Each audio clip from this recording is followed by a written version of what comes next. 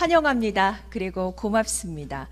먼저 인사드리겠습니다. 네, 오늘 사회를 맡은 LG 헬로비전 아나운서 김세진입니다. 반갑습니다. 네, 다양성이 존중받는 시대가 되면서 사회 문제, 또 그에 따른 행정 수요는 더 세분화됐습니다. 이때 필연적으로 발생하는 게 바로 행정기관과 주민의 갈등, 즉 공공 갈등이죠. 최근엔 이를 해결하고 예방하는 관리, 바로 공공 갈등 관리에 더 많은 분들께서 주목하고 있습니다. 다양성이 존중받는 건강한 사회를 위해서 이제 이 공공 갈등 관리는 필수가 됐는데요. 오늘 이 자리는 공공 갈등 관리를 이해하고 또 배우기 위해서 마련이 됐습니다. 오늘 이 시간이 여러분들께 배움과 실천의 장이 됨은 물론 또 다양성이 존중받는 사회라는 큰 숲을 만드는 밑거름이 되길 바라면서 이 시간 시작해 보겠습니다. 그럼 2022 부산 시민과 함께하는 공공 갈등 관리 교육, 여러분의 힘찬 박수로 시작하겠습니다.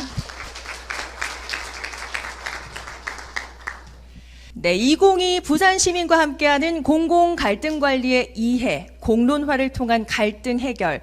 오늘 이 시간은 강의와 실습으로 알차게 구성이 되는데요. 먼저 부산광역시 행정자치국장님의 인사 말씀을 시작으로 한국조지메이슨대학교 전영준 교수님의 강의와 또 이를 토대로 한 여러분의 실습 순으로 진행하도록 하겠습니다. 그럼 먼저 인사 말씀 있겠습니다. 인사 말씀은 부산광역시 이수일 행정자치국장님께서 하시겠습니다. 따뜻한 박수와 함께 앞으로 모시겠습니다. 네, 여러분 반갑습니다. 부산시 행정자치국장입니다. 우리 오늘 공공 갈등 관리에 관해서 우리 시민들의 이해 증진과 역량 강화를 위해서 제가 잠시 복구 좀 하겠습니다. 역량 강화를 위해서 이렇게 교육자의 장을 마련했는데 이렇게 다양한 곳에서 우리 시민들께서 이렇게 관심을 갖고 오실 줄 몰랐는데 대단히 감사를 드리고 또 환영의 말씀을 드립니다. 이 분야가 공공 갈등 관리 분야가 최근에 많이 대두되고 있는 것은 우리 공공정책이 그동안에 우리가 행정에서 거의 일방적으로 모든 것들을 결정하고 또 과거에는 이제 공공조직이 거의 엘리트 집단이라고 이렇게 인정을 받았기 때문에 저희들이 일방적으로 계획을 하고 진행하는 것이 보통이었습니다만은 지금은 웬만한 그 대규모의 공공정책이라는 것은 갈등이 안 생길 분야가 거의 없더라고요. 모든 정책들이 지금 갈등 관리하고 있고 저희 국에서 지금 관리하고 있는 현재 관리하고 있는 갈등도 한 10개가 넘게 지금 관리를 하고 있습니다.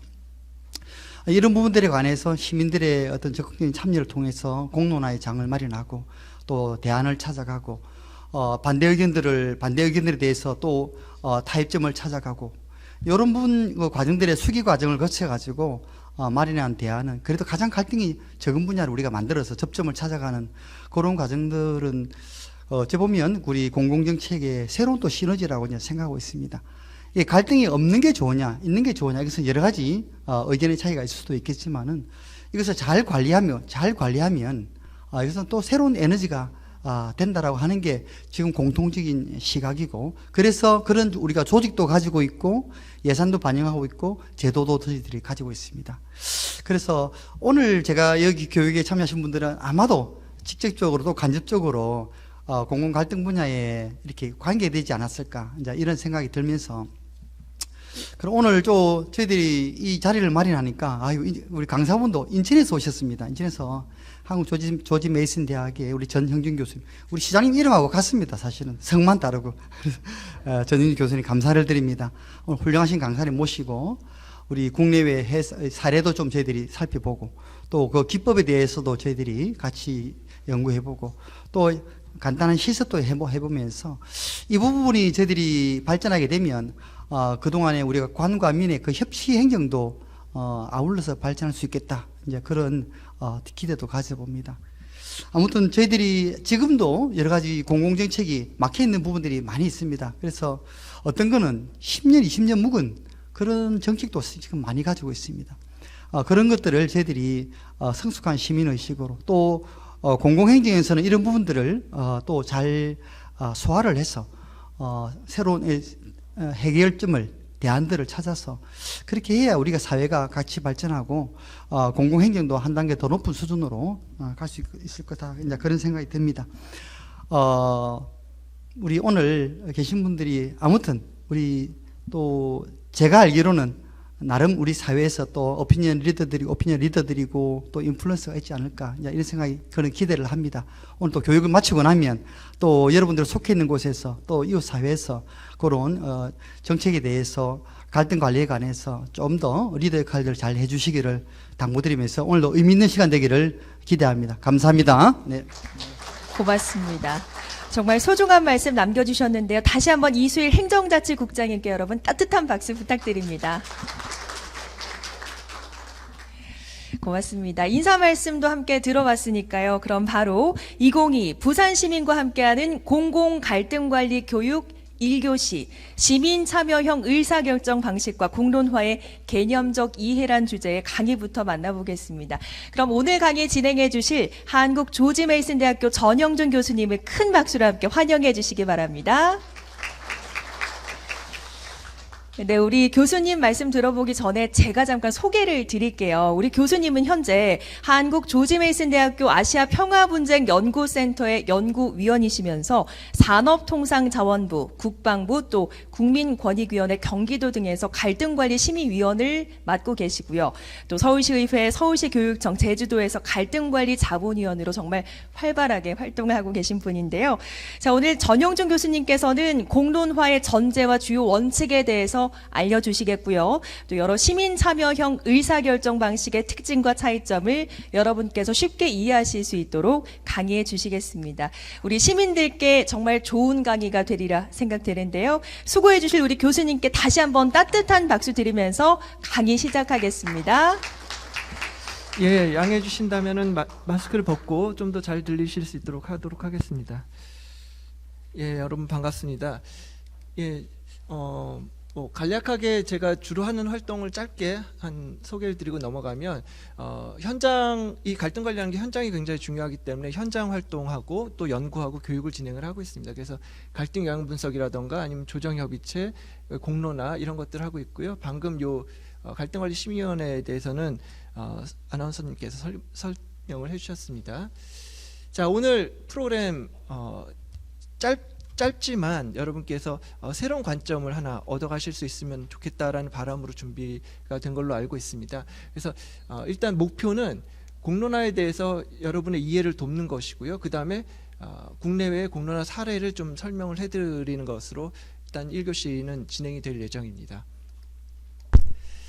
그래서 여러분께서 이거 들으신 다음에 공론화가 뭐냐, 그리고 또 언제 필요한가 이런 거에 대해서 조금 아이디어를 얻으셨으면 좋겠고, 공론화를 한다면 과연 갈등이 예방될 수 있을 것인가, 이 부분에 대해서도 생각하실 수 있는 그런 계기가 됐으면 좋겠습니다.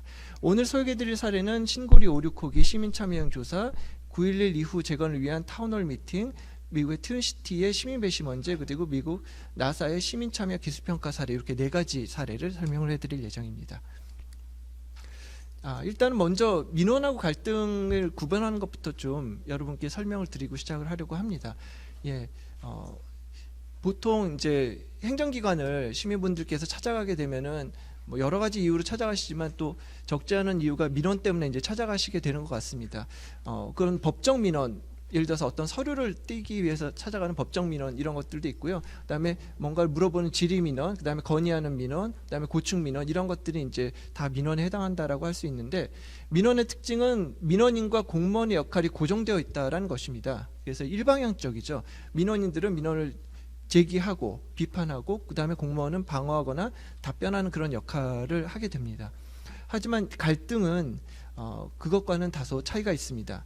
갈등은 공공정책을 수립하거나 추진하는 과정에서 발생하는 이해관계의 충돌을 얘기합니다. 그러니까 충돌이라는 단어에서 우리가 생각해 볼 수 있는 것처럼 양측이 서로 일방향적이지 않고 같이 맞부딪히는 그런 상황인 거죠.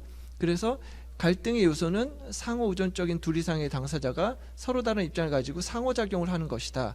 그리고 갈등의 특징 중에 하나는 공무원이든 주민이든 문제를 해결하는 당사자 역할을 한다라는 게 이제 특징이 되겠습니다.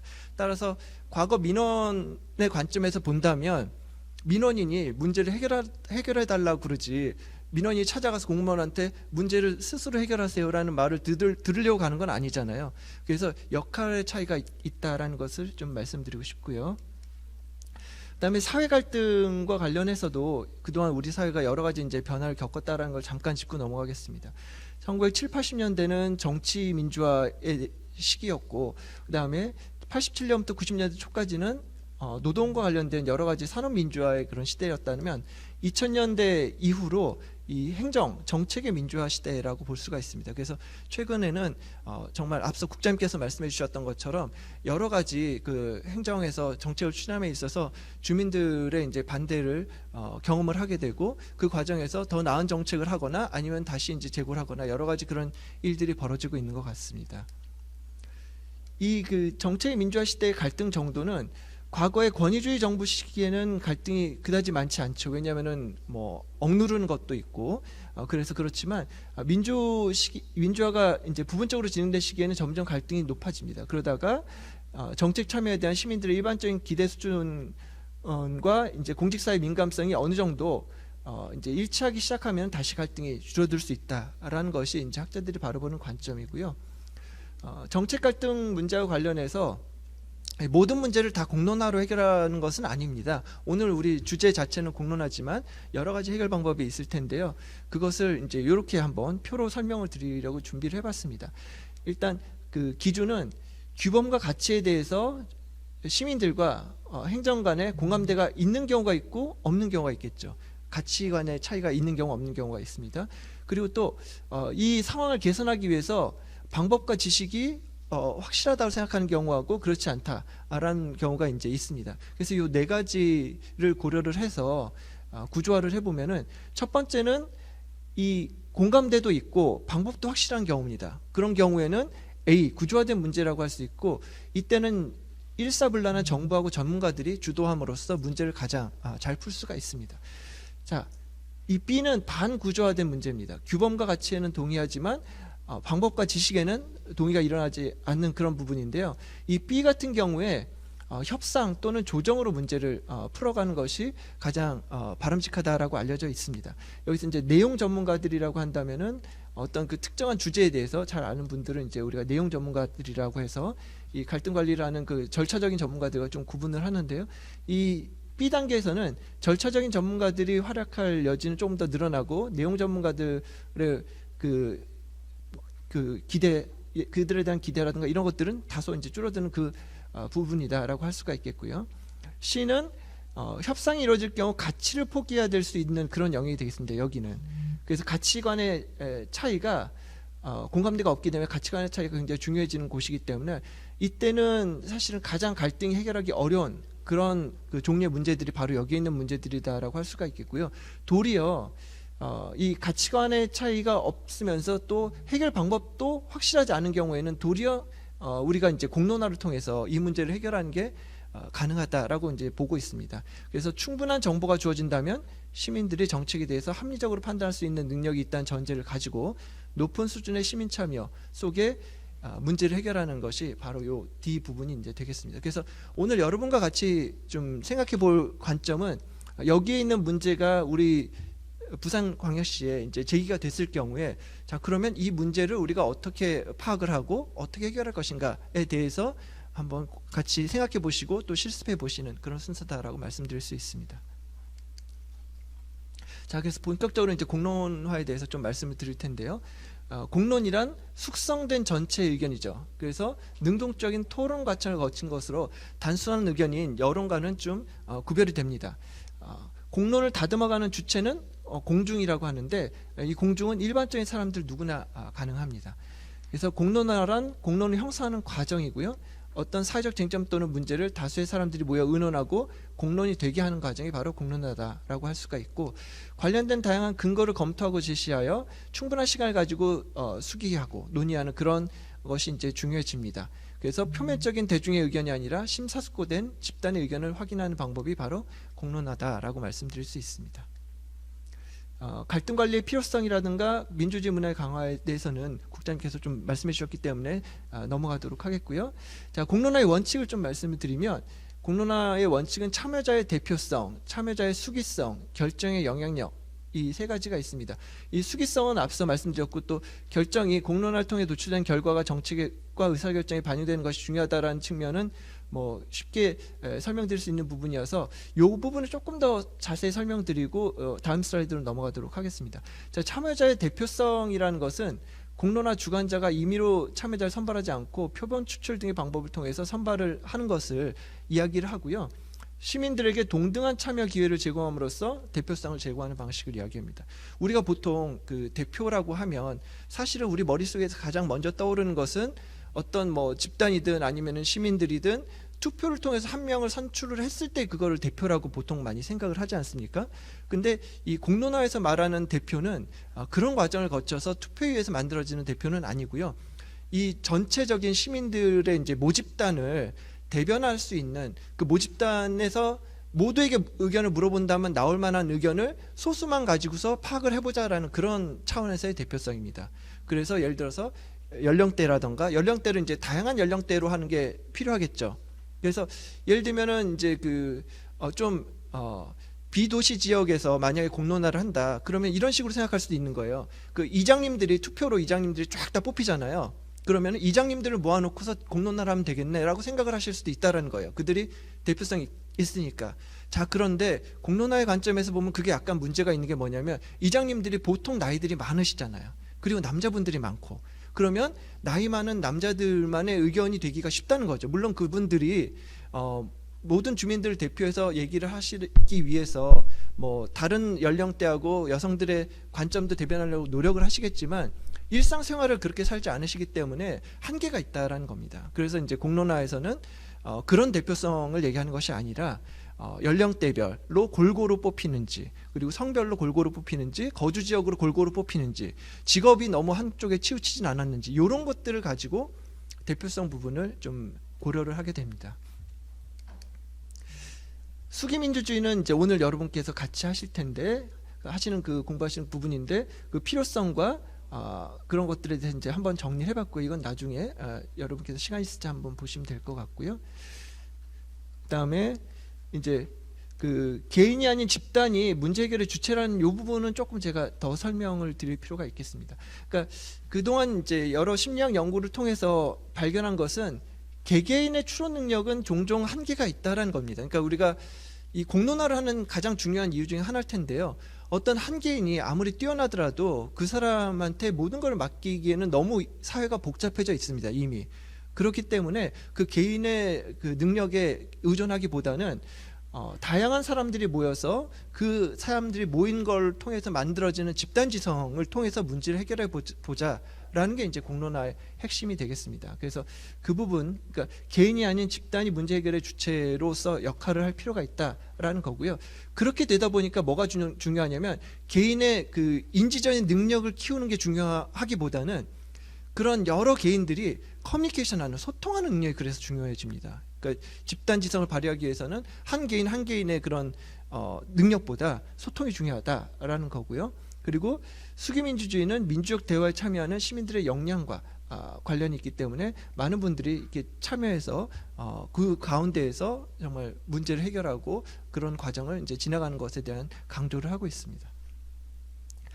수기민주주의는 세계적으로 많이 확산되고 있어서요. 헌법 개정 등과 관련해서도 진행되기도 하고 여러 공론화 방법들이 진행됩니다. 시민 배심원제, 그 다음에 합의회의, 공론조사 이런 것 여러 것들, 시민 패널 이런 것들이 세계적으로 수천 건이 지금 그동안 진행되어 왔습니다. 그래서 오늘 그 중에서 여러분과 같이 몇 건을 이제 생각해 볼 거고요. 이들은 모두 다양한 참가자, 퍼실테이션 과정에 포함된 대화, 예의 바른 대화를 이제 강조를 하고 있습니다.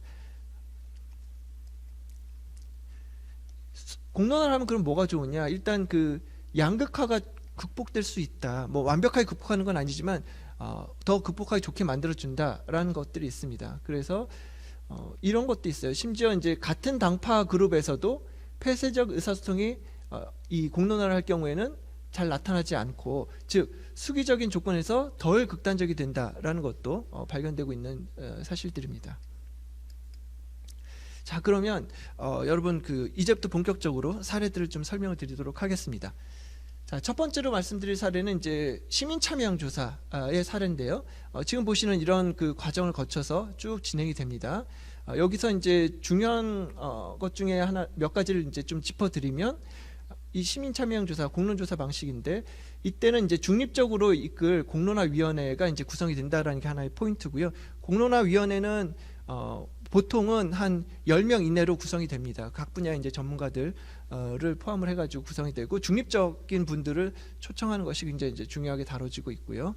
그 다음에 또 그 이해관계자 협의체가 구성된다는 또 특징이 있습니다. 이 이해관계자 협의체는 이 갈등에 있어서 이해관계자들은 자신들이 원하는 것을 이루기 위해서 계속 노력을 하거든요. 그래서 이분들이 어떻게 보면 갈등에 있어서 가장 핵심적인 분들이다라고 할 수 있는데, 공론화가 중립적인 분들 중심으로 프로세스가 진행된다 하더라도 이분들이 이제 완전히 배제되면은 나중에 이분들이 이 절차와 결론을 수용하는 데 한계가 있어요. 그래서 이분들도 참여하는 방안이 이제 필요한데, 그 참여하는 방안이 이분들에게 이제 결정권을 주는 방식이 아니라 결정권은 시민들에게 주고 시민들을 설득하는 역할을 이분들한테 맡기는 거죠. 그래서 그 설득하는 역할 중에 하나가 바로 자료집을 제작을 하는 것이 되겠습니다. 그러니까 시민 참여단이 고급의 정보를 접하는 것이 굉장히 중요한데, 그 고급의 정보가 편향되지 않도록 이 양 이해관계자들이 그 자료집을 공동으로 제작을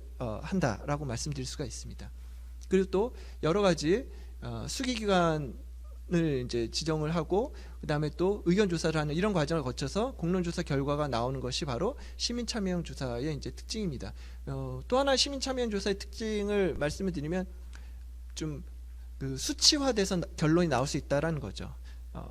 조사 방식, 그러니까 설문조사 방식을 활용을 하고 있기 때문에 뭐 몇 퍼센트가 어떤 의견을 가지고 있는지 그런 것들이 다 수량화돼서 최종적으로 권고안에 담길 수 있다라는 것이 시민 참여형 조사의 특징입니다.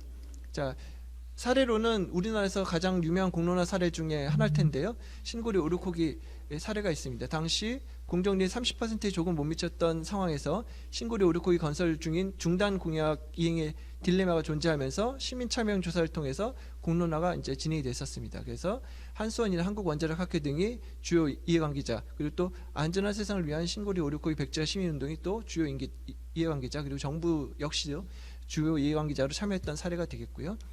중립적인 공론화위원회를 구성하고, 양측이 찬반 양측이 공동으로 제작한 자료집, 이것들을 이제 활용을 했고요. 그다음에 전문가 질의응답, 그다음에 시민 참여단 500명을 대상으로 하는 수기 과정, 여기 지금 이제 질문하는 모습이 보이시죠. 그다음에 4차례 설문조사 후에 이제 권고안을 발표하는 이런 과정을 거쳐서 진행된 사례가 되겠습니다. 그 다음에 이제 타운홀 미팅이라는 다른 공론화 방식을 하나 소개를 해드리겠습니다. 이 타운홀 미팅 같은 경우에는 특징이 뭐냐면, 공동체 구성원이 함께 모여서 지역사회에 영향을 미치는 새로운 문제 또는 공통 관심사에 대해서 토론하는 겁니다. 투표나 표결은 하지 않으나 자유로운 토론을 통해서 정책 결정권자에게 다양한 관점 및 문제점을 전달하는 것이 바로 타운홀 미팅이 되겠습니다. 여러분, 앞서 소개해드린 공론 조사, 그러니까 시민 참여형 조사 같은 경우에 수치로 나중에 표현을 하기 위한 그런 과정이잖아요. 그러다 보니까 이 수치에 참여할 시민 참여단을 모으는 게 굉장히 중요해집니다. 그래서 예를 들면 500명을 모은다 그러면은 그 500명을 모으기 위해서 뭐 5,000명이나 10,000명을 설문조사를 하는 거예요. 그래서 그 설문조사에 응한 사람 중에서 이 모여서 수기 과정을 진행할 텐데 참여할 수 있습니까? 라고 물어보고, 거기에 오케이 하고 예를 들어서 한 3,000명이 오케이를 했다. 그러면 그 3,000명 중에서 앞서 말씀드린 것처럼 성별, 연령별, 지역별 이런 것들을 안배를 해서 그 수기를 하는 여러분처럼 이런 모이는 그런 장소를 이제 마련을 하는 방법으로 진행이 되거든요. 그렇기 때문에 모이는 한 명 한 명이 다 누군지가 명확한 거죠. 그리고 그분이 왜 왔는지도 어떻게 보면 명확하고, 여기 안 맞는 사람들은 또 오지 못하게 또 배제되는 그런 측면이 있습니다. 동전의 양면 같은 거죠. 어쩔 수가 없는데, 근데 타운홀 미팅은 그거하고는 조금 다릅니다. 여기에는 그렇게 이제 그 수치가 민감하지 않는 공론화 방식이에요. 그러다 보니까 원하는 분은 다 누구든지 들어오세요라는 방식입니다. 근데 그렇게 원하는 분은 누구나 들어오게 하기 위해서는 사실은 모였을 때 수치화를 하면은 안 되겠죠. 그러면은 예를 들면 세가 큰 사람들은 우리 단체로 글로 가자 이런 식으로 해서 공론을 왜곡시킬 수가 있기 때문에, 그래서 이 타운홀 미팅 방식으로 이제 모였을 때는 대체로 투표를 한다거나 해서 수치화를 하지 않습니다. 그럼 이거 왜 하느냐? 사실 수치화를 하면 좀 명백하잖아요. 근데 수치 안 해도 뭔가 나오느냐라고 봤을 때 핵심이 이런 거죠. 그러니까 다양한 관점 및 현재 예를 들면 정책과 관련해서 우려하고 있는 점이 있다면 그 문제점, 이런 것들을 이제 정성적으로 전달하는 데 목적이 있는 방식이다라고 할 수가 있습니다. 그래서 여러분께서 부산이 가지고 있는 문제를 공론화를 이제 진행하고 싶다라고 생각을 하시더라도, 이게 시민 참여형 조사로 할지 아니면 타운홀 미팅으로 할지 어느 쪽이 더 적절할지를 좀 고민을 하실 수가 있겠죠. 방식이 다르니까. 그렇지만 이런 여러 가지 방식을 포함을 해가지고 이런 공론화 중에서 가장 적절한 것을 골라가지고 여러분의 문제에 대해서 해답을 얻고자 한다라는 그것은 같은 공통된 점이다라고 말씀드릴 수 있습니다. 그래서 타운홀 미팅을 하게 될 경우에도 유사한데 좀 다른 점이라고 한다면은 이제 그 전문가 발제, Q&A, 분임 토론 등이 좀 더 자유로운 분위기에 앞서서 말씀드린 것처럼 그렇게 이제 진행된다라는 측면이 이제 있습니다. 그 외에는 어떻게 보면은 그 겉보기에는 되게 유사한 측면이 많이 있어요. 시민 참여형 조사처럼 여기서 보시는 것처럼 또 이렇게 분임별로 이렇게 앉아가지고 얘기하는 그런 장면도 나오지 않습니까? 그러니까 지금 여러분이 앉아 계신 이런 모습이 시민 참여형 조사에도 이런 모습이 등장을 하고 타운홀 미팅에서도 이런 모습이 똑같이 더 등장을 할 수 있어요. 근데 이제 누가 왔는지 뭐 하고 있는지가 조금씩 다르다. 그 부분은 이제 말씀드립니다. 자, 지금 보시는 거는 9.11 이후 재건에 대한 그 타운홀 미팅 사례입니다. 굉장히 많은 4,000명이 넘는 뉴욕 시민들이 타운홀 미팅에 이제 참여를 해가지고 9.11 사건이 터진 그 장소의 미래를 어떻게 할 것인가에 대해서 이제 얘기를 했었던 시간이고요.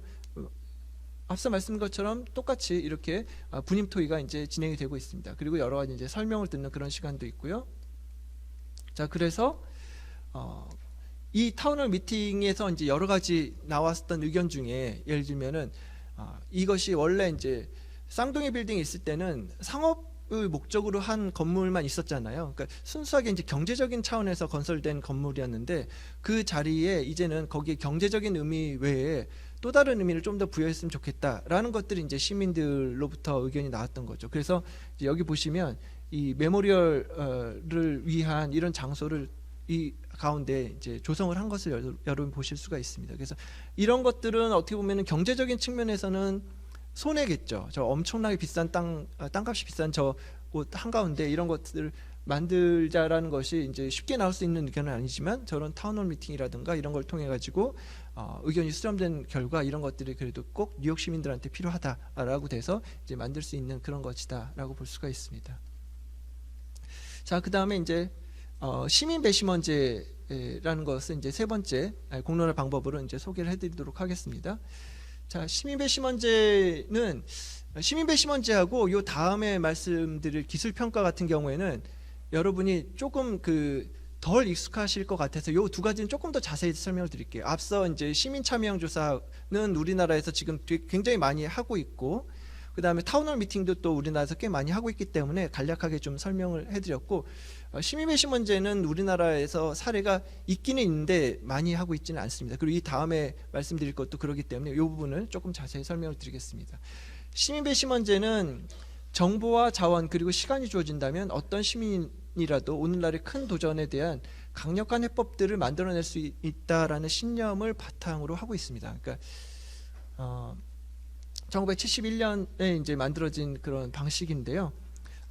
예를 들면 이런 것들에 이제 쓰였습니다. 1984년에는 어떤 문제가 다뤄졌냐면 미네소타주의 시민 배심원들은 수질에 대한 농업의 영향 문제를 다루기도 했습니다.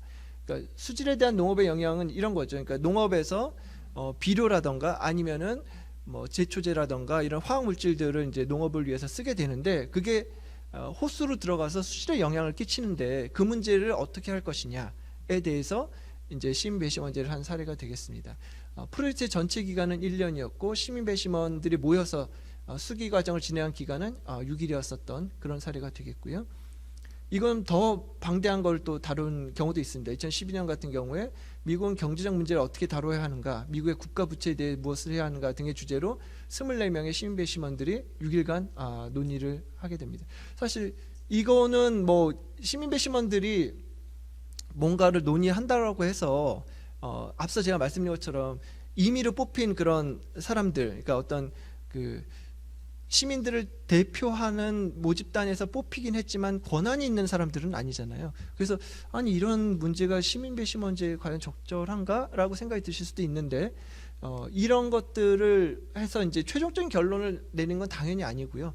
그 대신에 이분들이 이런 수기 과정을 거치면서 이 보고서를 마지막으로 이제 냅니다. 그러면 이 보고서가 권고의 형태로 이제 여러 의회라던가 행정부로 이제 전달이 되는 거죠. 그러면 우리 시민들의 관점에서 봤더니 이 문제는 이런 것들이 이제 중요한 것 같고 이런 거에 대해서 좀 고려가 필요하다라는 것들이 이제 전달이 되는 겁니다.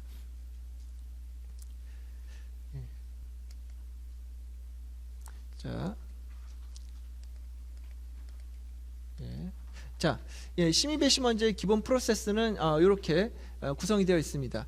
일단 첫 번째 도전 요소에 대한 이해가 있고요. 도대체 어떤 것이 문제냐, 우리 사회에 대한 지금 도전, 우리가 해결해야 될 것은 무엇이냐라는 것이고요. 그 다음에 프로세스를 디자인하는 거, 그 다음에 공동체를 초대하는 거, 그 다음에 참여자를 선정하는 거, 그다음에 배경 정보를 제공하고, 그 다음에 수기를 촉진하고 제안 사항을 만들어내고, 제안 사항이 이제 이게 바로 권고문이 되겠죠. 그러면 그 권고문을 어떻게 증폭시키고 공유할 것이냐, 이런 과정을 거쳐서 진행이 된다라고 할 수가 있겠고요. 중요 요소들을 좀 말씀을 드리면, 첫째는 이제 공동체의 다양한 관점을 드러내도록 배심원단을 구성을 하는 것이 이제 중요합니다. 그래서 참여자 풀은 무작위로 선정을 하되, 배심원단은 앞서 제가 이제 말씀드린 것처럼 공동체의 연령, 교육, 거주지, 정치적 성향 등에 있어서 전체 공동체의 특징과 유사하도록 구성을 합니다. 그러니까 요거는 시민 참여형 조사랑 비슷하다라고 말씀을 드릴 수가 있겠어요. 둘째, 배심원단의 적정 규모는 15명에서 24명 정도. 너무 규모가 작으면 공동체의 특징이나 다양성이나 집단적 의지를 대변하기 어렵고요. 너무 규모가 크면 조용한 배심원들의 목소리가 묻히기가 쉽습니다. 따라서 요 정도로 하는데, 요게 이제 시민 참여형 조사랑 가장 큰 차이다라고 보실 수가 있을 것 같아요. 시민 참여형 조사는 뭐 아무리 조금 하시더라도 제가 봤었던 가장 최소 인원은 50명 정도였거든요. 여기 모이신 요 정도 이제 이었고, 그다음에 앞서 말씀드린 것처럼 신고리 오류코기 사례 같은 경우에는 500명을 대상으로 시민 참여형 조사는 진행이 됐던 반면에, 이 시민 배심원제 같은 경우에는 훨씬 적은 인원으로 진행이 된다라고 말씀드릴 수 있습니다. 셋째, 양질의 편견 없는 정보가 중요하므로 다음의 방법을 사용하는데, 전문가에게 필요한 정보를 제공하도록 할 뿐 아니라 정보 검증 방법에 대해서 시민 배심원들을 사전에 교육을 시킵니다. 그래서 정보에 내재된 편견을 드러내는 방법, 다양한 비판적 질문법 등을 이제 제공을 합니다. 그러니까 사실 이 시민 배심원들이 권고문을 낸다고 해서 그대로 우리 사회가 이제 바뀐다라는 보장은 없어요. 그렇지만 이 시민들이 자신들의 시간과 노력과 그런 것들을 투자를 해가지고 상당한 그 정보와 그리고 고민 끝에 만들어낸 그런 그 권고안이라면, 사실 그게 그 정치를 하는 분들이라든가 아니면 행정에서 쉽게 얻고자 해도 못 얻는 그런 그 소중한 정보일 수가 있거든요. 그래서 그런 경우에는 이 그 좋은 결론을 내리는 게 굉장히 중요하다라고 볼 수 있고, 그러면 좋은 결론을 내기 위해서는 시민 배심원단도 좀 준비 과정이 필요한 거죠. 그래서 그 여러 가지 얘기가 들리는데 그거를 검증을 하는 그 비판적인 사고 방식이나 질문법 이런 것들도 이 좀 배워가면서 하는 측면이 있다라는 말씀입니다. 자, 그리고 생산적인 수기 과정이 당연히 이제 중요하죠. 수기 진행자는 개별 배심원들이 자유롭게 의견을 말할 수 있도록 하면서도 특정 배심원 개인이 전체 배심원단을 압도하지 않도록 하고, 수기 토론 질문에 대한 해결에 초점을 맞추도록 합니다. 그리고 전문가 발표자는 충분한 시간을 할애해서 배심원들의 질문에 답할 수 있어야 되고, 답변은 짧고도 직접적인 내용이 되도록 합니다. 요게 요거 좀 주목해 주셨으면 좋겠어요. 수기 토론이 질문에 대한 해결에 초점을 맞추도록 한다. 그러니까 어떤 문제를 우리가 논의를 하면 사실은 생각이 막 확산되기가 쉬워요. 그래서 분명히 우리는 어떤 특정한 질문에 대한 대답을 하기 위해서 모였는데, 자꾸 이제 엉뚱한 질문들이 계속해서 쏟아져 나올 수가 있거든요. 그거 자체는 뭐 긍정적인 측면도 있을 수 있지만 이 공론화라는 게 어떻게 보면 굉장히 제한된 시간 안에 이제 진행이 될 필요가 있습니다. 그래서 예를 들면 짧은 공론화 같은 경우에는 한 5시간 정도 안에 다 진행이 되거든요. 그러려면은 얼마나 이렇게 그 촘촘하게 시간 관리가 돼야 되는지 몰라요. 아주 그것도 이제 상당히 어려운 부분입니다. 그래서 그렇다라고 봤을 때 그 질문을 주목해 가지고 우리한테 주어진 질문에 초점을 맞추는 게 필요한데, 그러기 위해서는 이런 것들이 이제 필요하고, 오늘 저희가 하는 실습 중에 이제 좀 이따 다시 말씀드리겠지만 한 가지가 뭐냐면 질문을 만들어 보는 겁니다. 그러니까 지금 요 상황에서는 지금 요 말이 의미하는 거는 질문은 주어졌다. 그러니까 거기에 초점을 맞춰라 이거거든요, 사실은. 근데 오늘 여러분과 실습하는 것 중에 일부는 뭐냐면, 그럼 그 질문 도대체 어떻게 해서 나온 거냐, 그리고 그게 과연 최선의 질문일까? 라는 이 전 단계, 그 부분을 여러분과 같이 조금 실습을 해볼 거예요. 자, 그리고 다음 넘어가겠습니다. 5번째는 이제 편견과 외부 영향의 최소화. 시민 배심원 내의 대화가 원활히 진행되도록 진행팀이 노력을 하고요. 그다음에 진행팀으로 인한 편견이나 외부의 영향이 최소화되도록 시민 배심원들에게 일일 평가를 요청하기도 합니다. 사안을 공부할 수 있는 적정한 시간의 확보가 필요하죠. 통상 3일에서 6일 정도가 소요되지만 사안이 복잡할 경우에 더 많은 시간이 이제 필요되기도 합니다. 자, 그러면 이제 실제로 시민배심원제가 이제 진행된 사례를 같이 한번 설명해 드리도록 하겠습니다. 자, 이 사례는 이제 트윈시티라는 곳에서 2001년에 진행된 시민배심원제 사례인데요. 목표는 이겁니다. 도시 내의 고체 쓰레기 처리 원칙에 대해서 시민들의 의견을 한번 수렴을 해보자. 그리고 어떤 것이 우선순위가 높은 원칙인지, 그 원칙을 달성하기 위해서는 어떤 전략으로 해야 되는지, 그 전략을 시행하기 위해서는 정부 또는 다른 주체들이 무엇을 해야 되는지에 대해서 의견을 수렴하기 위해서 진행된 시민배심원제 사례가 되겠습니다. 배경을 좀 말씀드리면 2001년 트윈시티 같은 경우에 매년 320만 톤의 쓰레기가, 고체 쓰레기가 발생하고 있었고 2017년에는 500만 톤까지 늘어날 걸로 예상되고 있었어요. 따라서 뭔가를 해야 된다, 지금 이대로는 안 된다라는 것이고, 관련 기관인 SWMCP와 주정부 기관 등에서 환경적인 측면과 경제적인 측면 사이에서 균형 잡힌 시각을 가지고 이러한 쓰레기 증가 문제를 공론화하고자 한 사례가 되겠습니다.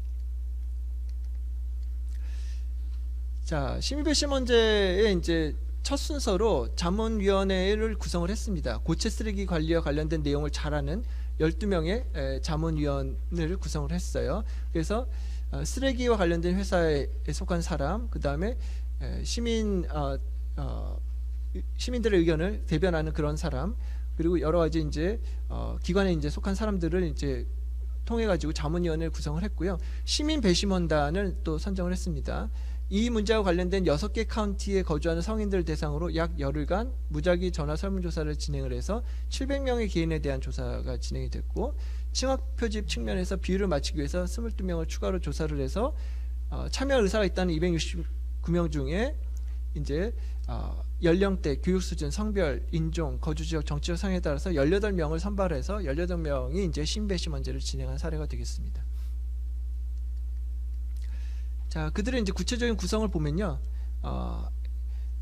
주디라는 사람은 56세고 사회 업무를 이제 하고 있고, 우리 사회복지사 같은 거죠. 그다음에 블루밍턴 헤네핀이라는 곳에 이제 거주하고 있는 사람이었고, 로버트는 44대의 웨딩 앤 어셈블리 슈퍼바이저를 하고 있는 사람, 터드는 세일즈를 하고 있는 사람, 이런 사람들이 있었습니다. 그래서 이 사람들의 이제 리스트를 나중에 이제 신배심원제가 끝나고 나면 나오는 보고서를 보면 저 리스트가 다 있어요. 예. 그래서 이제 이 분들이 어떤 분들이냐라고 보면은 남녀 같은 경우에 이제 실제 배심원들은 6명, 12명 정도로 이제 구성이 됐고요. 그다음에 연령대 같은 경우에는 이 20, 30대 7명, 30에서 50대 6명, 그다음에 55세 이상 5명, 이렇게 이제 구성이 됐고, 교육 같은 경우에는 고졸 이하, 중간, 대졸 이상을 이제 5, 30 이렇게 구성을 했고, 백인이 아닌 경우 15, 3 이렇게 구성을 했고, 그다음에 거주 지역 이렇게 구성했고, 보수적이냐, 중보적이냐, 진보적이냐도 이렇게 구성을 했습니다. 여러분 보시면 그게 좀 있어요. 뭐냐면 18명을 이제 가지고 많은 기준을 맞추려다 보면 사실은 100% 맞는 사람을 찾기가 불가능합니다. 그러다 보면 이제 이 기준 중에서 제일 중요한 기준이 뭐고 좀 덜 중요한 기준이 뭔지를 좀 가를 수밖에 없는데, 요것만 보면은 여기 이제 목표 배심원이라는 게 있잖아요. 이게 목표였던 거예요. 근데 이제 실제로 이렇게 된 건데, 여기서 딱 보시면 정확하게 목표를 그대로 반영하고 있는 게 하나가 있죠. 예, 백인 비백인. 예, 그게 이제 어떻게 보면 요 그 시민 배심원 구성하면서 그게 가장 신경이 쓰이고 중요하다라고 봤던 거죠. 그래서 그거는 무조건 맞추기로 한 겁니다. 근데 그걸 맞추려다 보니까 나머지 남녀라던가 연령대라던가 아니면 교육 수준이라던가 아니면 뭐 거주지라던가 아니면은 이런 거라던가 이런 거는 조금씩 차이가 있는 거죠. 예. 근데 이제 그나마 좀 덜 차이가 있는 거는 요쪽인 것 같고, 여기가 조금 차이가 좀 많이 나는 그런 모습이 보입니다. 요것도 별로 차이 많이 안 나죠. 그래서 사실상 백이냐 비백인이냐, 연령대, 그리고 보수적이냐 중도적이냐 진보적이냐를 가장 우선에 두고 좀 이 선정을 했고, 그 다음에 이제 지역별 배려를 하다 보니까 요 교육적인 거하고 남녀 부분에 있어서는 실제 배심원들이 조금 오차가 있었다라고 볼 수가 있습니다. 그리고 전문가 및 증인을 이제 선정을 합니다. 여러 가지 배경 정보를 제공을 한 사람, 그 다음에 재활용과 관련된 이런 세부적인 그런 정보를 제공하는 사람, 그리고 특정한 그 옵션에 대해서 옹호하는 사람, 반대하는 사람, 이런 사람들을 다 전문가 및 증인으로 이제 선정을 하고요. 그다음에 요게 바로 퀘스천입니다. 예, 요게 바로 배심을 해달라라고 이 진행하는 측에서 이제 제시한 질문들인데 이런 거였어요. 트윈시티 도시권에서 발생하는 고체 쓰레기 처리 전략과 관련하여 우선순위가 높은 가치들은 어떤 것들인가? 예, 가치들을 좀 순위를 매겨달라. 그리고 그 가치들을 감안할 때 트윈시티 도시권에서 고체 쓰레기 처리 전략 중에 어떤 것이 더 바람직한가? 그러니까 가치를 순위를 정하고 그 다음에 전략을 정하고 그렇게 하자라는 것이 이제 좀 보이죠. 예, 여기에서 위에서 바람직하다고 판단한 전략을 실행에 옮기기 위해서 누가 뭐를 해야 되는가라는 거예요. 이런 그 구조로 이제 그 질문들을 짜놓은 것을 볼 수가 있습니다. 자, 그래서 배심을 이제 해봤어요. 그랬더니 우선순위가 높은 가치들은 일단 고체 쓰레기 처리에 있어서 건강과 안전이 굉장히 중요하다. 그리고 책임감이 중요하다. 그에 반해서 편리성은 좀 양보할 수 있다. 편리하지 않아도 우리가 좀 감내할 수 있다. 이런 것들이 이제 시민 배심원단의 의견을 통해서 도출이 됐습니다. 그리고 사용 가능한 실천 방안은 그럼 뭐냐라고 봤을 때 고체 쓰레기를 감축하는 거, 그리고 재사용하는 거, 그 다음에 재활용하는 거, 비료로 만드는 거, 연료로 만드는 거, 매립하는 거, 이런 것들이 이제 순위가 이렇게 쭉 나옵니다. 예, 그래서 배심 결과 바람직한 고체 쓰레기 처리 전략을 보면요, 고체 쓰레기 감축과 재사용이 이제 16.9%, 재활용이 39.4%, 비료화 처리가 19.4%, 에너지 연료화 17.2%, 매립 6.9%로 나왔죠. 그러니까 보면은 시민 배심원들은 재활용을 가장 바람직하다라고 보고 있었고, 매립을 제일 좀 피해야 된다라고 보고 있다는 걸 알 수 있죠. 그렇지만 또 여기서 이제 한편 알 수 있는 건 뭐냐면 매립을 제로로 하자 이런 건 아니라는 거예요. 불가피하게 매립해야 되는 것들이 있다라고 또 보는 것도 우리가 파악을 할 수가 있겠죠. 자, 여기까지가 이제 시민 배심원제를 통해서 갈등을 해결하려는 그런 시도를 한번 보셨고요. 자, 지금 보시는 거는 나사에서 소행성과 관련해서 시민 참여 기술 평가를 한 사례를 통해서 시민 참여 기술 평가에 대해서 여러분께 조금 소개를 해드리려고 합니다. 요거는 그 뉴스를 통해서 보신 분들도 계시겠지만 아마 처음이신 분들도 좀 계실 것 같은데요. 일단 목표부터 좀 말씀을 드리면, 의사결정권자가 다른 방법으로는 얻을 수 없는 통찰력을 제공하기 위해서 이제 이런 시민 참여 기술 평가를 하고 있고요. 다양한 시민 그룹으로부터 미묘한 정보를 도출하는 것이 이제 목표입니다. 여러 곳에 있는 시민들의 정보에 입각한 구조화된 피드백을 통합한 공공의 관점을 제공하는 것이 이제 목표였고, 이제 의제는 뭐였냐면 일단은 뭐 지구 방어 거창하죠. 진짜로 나사에서는 지구 방어를 생각하고 있습니다. 소행성 탐지 및 소행성 완화 전략, 깊은 우주 탐사에서 소행성 방향 전환 미션, 화성 탐사 시나리오들, 나사의 그라운드 탐사 전략 이런 것들이 이제 있고요. 이게 뭐냐 아직 되게 낯서실 텐데 좀 더 자세히 설명을 드리겠습니다. 이게 2015년에 이제 처음 요 포럼이 이제 열렸는데, 요거를 이해하시기 위해서 약간 배경을 좀 더 말씀드리면 2013년에 러시아에서 소행성 하나가 러시아 상공을 스치듯 지나갔던 적이 있어요. 그러니까 충돌하지 않았어요.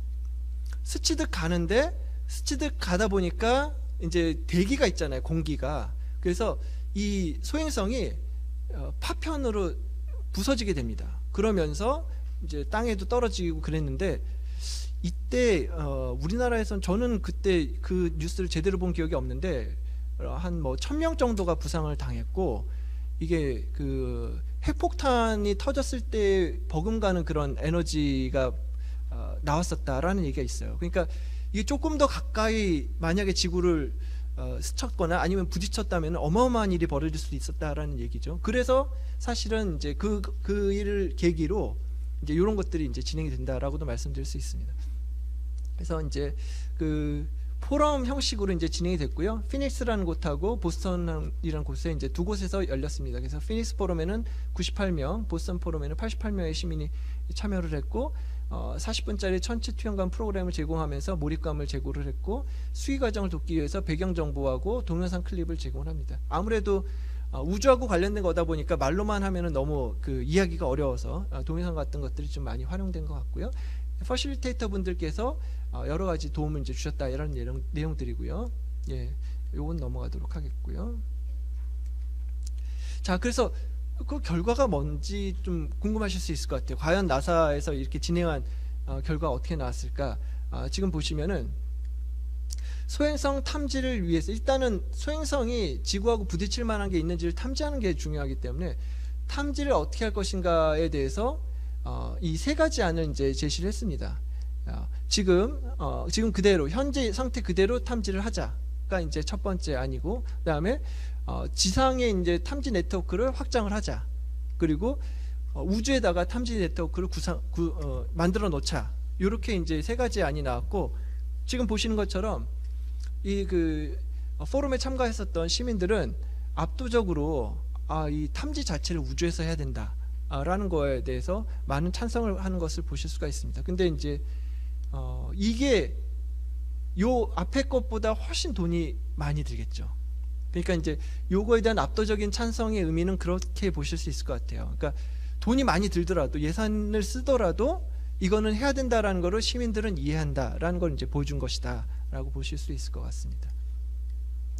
자, 그리고 이제 시나리오 대응과 관련해서는 지금 죄송합니다. 이게 영어로 제가 그냥 했는데요.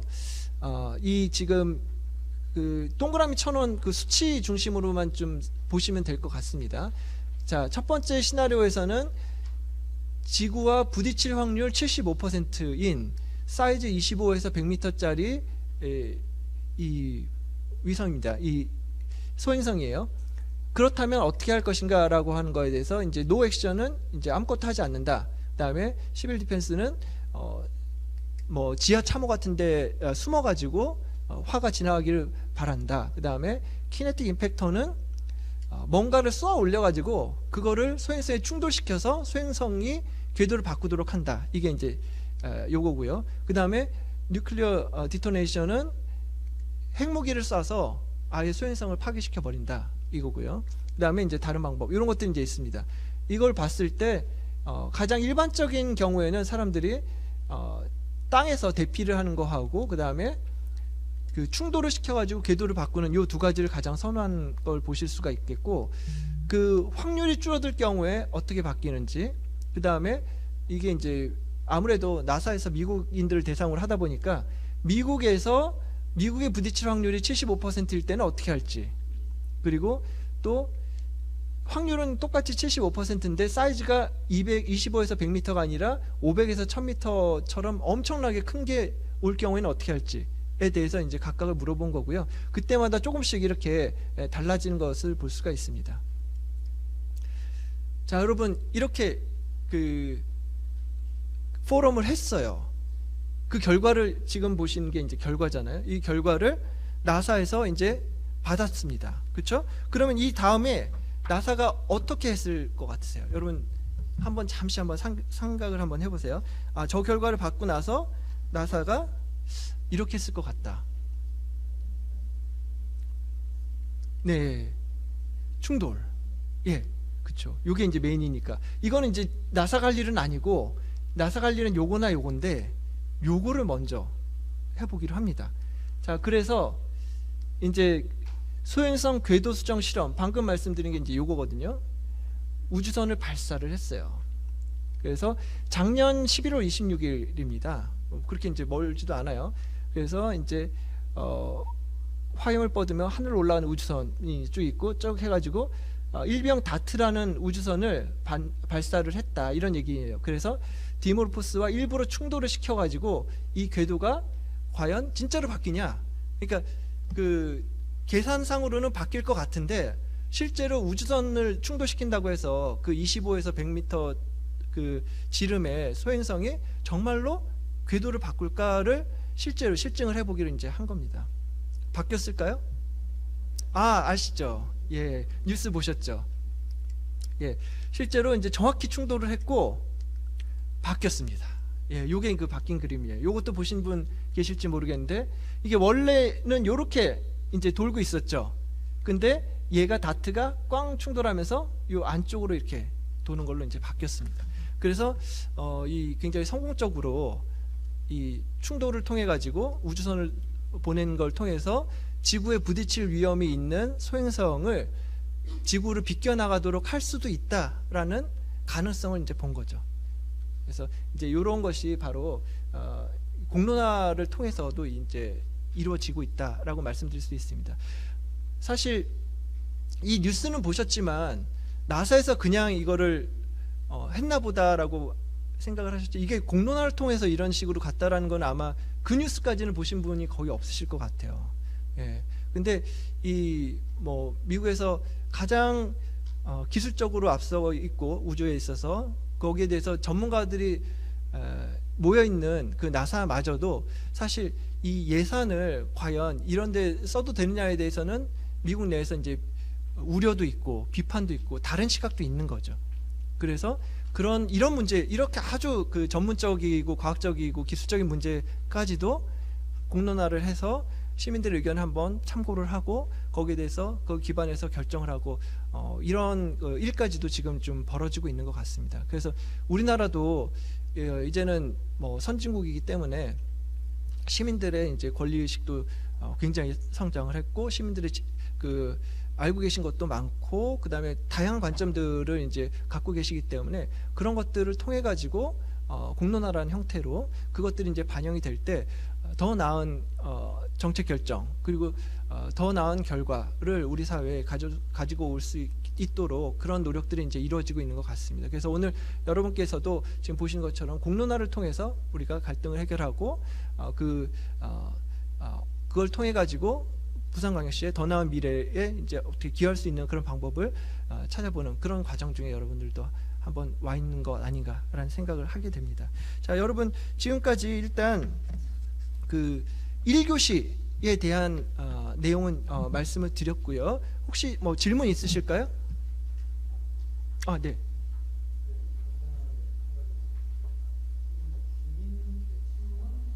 네네.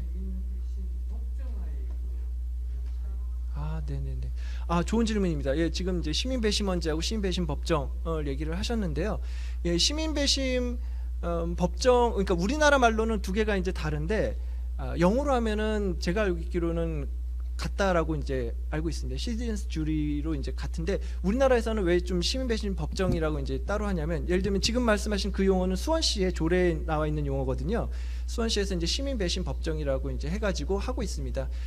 오늘 제가 설명드린 거랑 뭐 대부분 일치하는데 프로세스가 약간 달라요. 그러니까 약간 다른 것 중에 이제 하나는 수원시 같은 경우에 그 시민 배심 법정에 참여할 배심원 후보들을 미리 이제 풀을 한 200명 정도를 구성을 해놓고 있다가 거기에서 이제 뽑는 방식으로 한다라든가 이런 것들이 좀 다르고 그런 걸 하기 위해서 이제 조례를 만들어서 그 조례에 의거해서 한다라는 게 이제 좀 차이점이고 또 하나는 시민 배심 법정이라는 용어를 쓰다 보니까 아무래도 이제 그 재판관이라든가 부재판관에 해당하는 그런 분들이 이제 거기에는 역할이 들어가 있어요. 그래서 그런 부분들이 이제 조금 다르다라고 할 수 있고, 그 외에는 이제 큰 틀에서는 비슷한 점이 많다라고 설명을 드릴 수가 있습니다. 네. 네, 네. 아, 네. 네, 네, 네, 네, 네. 네. 아유, 고맙습니다. 예, 수원시 같은 경우에 시민배신 법정으로 이제 해결한 사례 중에 하나가 재미있는 사례가 있어요. 그 광교역이라는 그 역의 이름을 여러분 그거 아세요? 그 지하철을 건설하고 나서 역 이름을 정하기 전에 임의로 이제 숫자 같은 거를 임시 명칭으로 부여를 해요. 그래서 이제 SB05 이런 역이 이런 식으로 부여하는 거죠. 그래서 SB05, SB05-1 이렇게 두 역이 서로 광교역을 우리 이름으로 하고 싶다라는 일이 수원시에서 벌어졌었어요. 근데 그거를 이제 양쪽이 되게 치열했어요. 그러니까 우리가 가져야 된다라는 의견이 89%, 90% 이게 똑같이 많아서 이거는 다른 방법으로 안 되겠다 고민하다가 방금 말씀하신 시민배신법정으로 그걸 해서 그 중에 SB05-1이라는 곳이 지금의 광교역 이름을 가져갔고, SB05역은 광교중앙역이라는 이름을 가져가는 걸로 이제 마무리된 사례가 있습니다. 예. 예. 네, 고맙습니다. 네.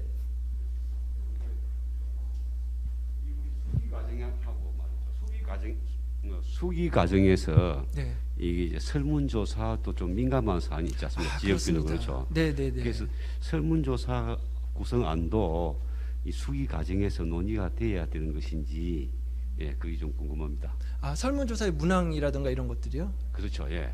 예, 그 굉장히 민감한 부분 맞고요. 그래서 이제 그 수기 과정을 진행하는 공론화에서 공론화위원회가 이제 전체적인 이제 프로세스를 진행을 하시는데, 그래서 신고리 오류코기 때도 공론화위원회에 그 설문과 관련해서 전문성이 있는 통계학과 교수님 두 분이 들어가셨어요. 그래서 그분들 뭐 얘기를 저도 이제 아는 분들이니까 얘기를 이제 들어봤었는데, 예를 들면 조사 관련해서 지금 말씀하신 문항 굉장히 민감하고요. 그다음에 조사 방법, 조사 시기. 그러니까 예를 들면 주중에 조사하는 거랑 주말에 조사하는 것도 좀 다르다라는 거예요. 그래서 그 비율을 어떻게 할 것인지를 포함을 해서 조금이라도 더 실제 시민들의 의견을 많이, 그러니까 제대로 반영을 하기 위한 그런 통계적인 그런 어려움들 중에 지금 말씀하신 문항도 있고, 그런 것들은 이제 그 위원회에서 고민을 많이 해서 진행을 했었습니다. 예, 고맙습니다. 예, 저 질문 또 있으시네요. 아, 네.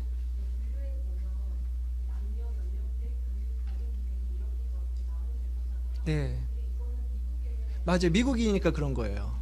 우리나라 같은 경우에는 어떤 부분에서 좀 그 중요성을 두는 게 몇 가지 있는지 좀 알려주시면 좋겠습니다. 예, 좋습니다. 예, 좋은 질문이시고요. 예, 미국은 인종 문제에 민감하니까 그렇게 한 거고, 우리는 별로 그렇게까지 민감하지 않잖아요. 상대적으로. 우리는 여론조사 기관이 사실은 그 문제를 고민을 계속 제일 많이 했을 텐데, 세 가지 봅니다. 성별, 연령별, 지역별. 예, 요 세 가지를 가지고 이제 그 기준에 따라서 표집을 하는 것이 지금 우리나라에서는 가장 일반적이다라고 할 수 있습니다. 네, 예. 저 뒤에 예. 그 교수님 강의 잘 들었습니다. 이거 제대로 하려면 한 몇 시간짜리 커리큘럼 수업인 것 같은데요. 예, 한 정말 학기짜리입니다. 압축해가지고 정말 잘 들었고요. 네. 제가 지난달에 사실은 사회적 대화에 네. 참석을 했었습니다. 그래가지고 아, 너무 스터디도 많이 하고 많이 예. 배워왔었는데, 사실은 이런 공론화를 하기 전에 사실은 그런 리빙랩이라든지 네. 아니면 비폭력 대화라든지 아, 네, 네. 그 다음에 또 이런 그 다양한 사회적 대화 네. 같은 그런데 좀 참여함으로써 스터디도 하고 또 그런 기술적인 기법들이랄까 이런 것들도 좀 사실은 스터디를 해가지고 계속적으로 역량 강화가 연속적으로 사실은 돼야 될 것 같다는 생각이 들거든요. 네. 그래서 사실 지방 같은 경우는 그런 부분들이 굉장히 좀 늦습니다. 그래서 앞으로 좀 구체적으로 부산에 맞는 그런 공론화 그런 모델들을 한번 우리 교수님이 한번 생각해가지고 추진해 줬으면 좋겠다 싶습니다. 이상입니다. 고민하고 있습니다. 감사합니다. 예. 자, 그러면 저희가 이제 목표로 했었던 2시 반 이제 다 된 것 같아서 이제 아나운서님께 마이크를 넘기도록 하겠습니다. 고맙습니다. 네, 사실은 정말 평소에 접하기가 쉽지 않은 다소 어려운 내용입니다만 우리 공론화의 다양한 방법부터 과정, 사례까지 굉장히 쉽게 풀어주셨고 이 공론화가 얼마나 중요한지까지도 알려주셨습니다. 그리고 우리 시민분들의 수준 높은 질의까지 함께 해봤습니다. 자, 다시 한번 수고해주신 전형준 교수님께 큰 박수 부탁드립니다. 고맙습니다. 저도 앞선 강의를 함께 들으면서 앞으로 우리 행정과 수요가 이렇게 다양한 공론화 소통을 통해서 점점 더 나아갈 수 있겠다 이런 희망을 좀 엿보는 시간이었는데요. 여러분의 소감 역시 저와 비슷하길 바라봅니다. 공공갈등 양상이 점차 다변화되면서 여기에 대응 가능한 역량이 매우 중요해졌죠. 오늘 강의에 오신 우리 부산 시민분들 또 유튜브를 통해 함께하고 계신 많은 분들을 시작으로 부산의 행정과 또 주민 수요에서 발생하는 이 갈등들이 훨씬 수준 높은 방향으로 대응 또 해결 관리되길 기대하면서 전형준 한국조지메이슨대학교 교수님께서 진행해 주신 2022 공공갈등관리 교육 강의는 이것으로 마치도록 하겠습니다. 함께해 주신 여러분 고맙습니다. 자, 2교시 바로 이어가도록 하겠습니다. 2교시에서는 앞선 강의를 바탕으로 한 갈등 사례를 교수님께서 직접 소개를 해주시겠고요. 이 시간 20분 정도 진행한 후에 10분 휴식 시간을 갖도록 하겠습니다. 그리고 3교시부터 4교시까지는 이 특강을 토대로 실습을 해보는 시간 갖도록 하겠습니다. 그럼 바로 실습을 위해 선정한 실제 과거 사례를 우리 교수님께서 직접 설명하시겠습니다. 오늘 설명하실 사례는 습지 지정 관련 갈등인데요. 여러분의 힘찬 박수로 2교시 시작하겠습니다. 정책 이슈에 대한 정보 제공 및 학습, 질문 재구성 및 체크리스트 만들기라는 제목으로 이제 2교시를 이제 시작을 하겠습니다.